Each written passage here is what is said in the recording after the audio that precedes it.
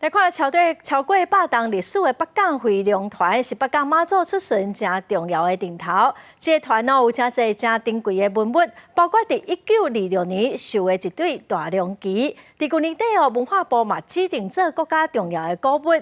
即马阁有一寡日本时代留落来文物，最近拢伫北港文化中心在展出，咱做伙来看卖。夜光天亮，伫咧舞台顶真醒目，真奇幻。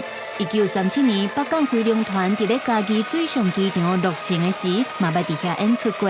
为着要互民众更较了解北港回龙团，即马包括车绣的龙皮、日本时代锣鼓等等加珍贵的文物，拢伫咧北港文化中心展出。台湾普查的刺绣方法大概30几种，结果其中一支旗子就用了27种。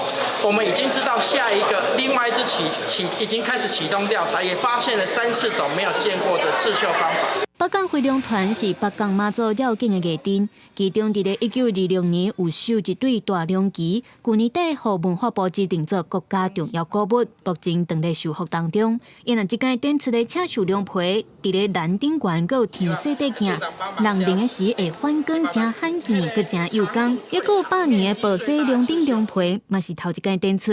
我们在我们北港文化中心有这个复刻版，那甚至透过文字调研的部分，也有详细的这个是文字的这个资料，可以让大家来认识跟了解。文管处表示，大龙旗伫咧2014年送去到文资局文资中心来进行修复，目前已经完成其中一面的修复。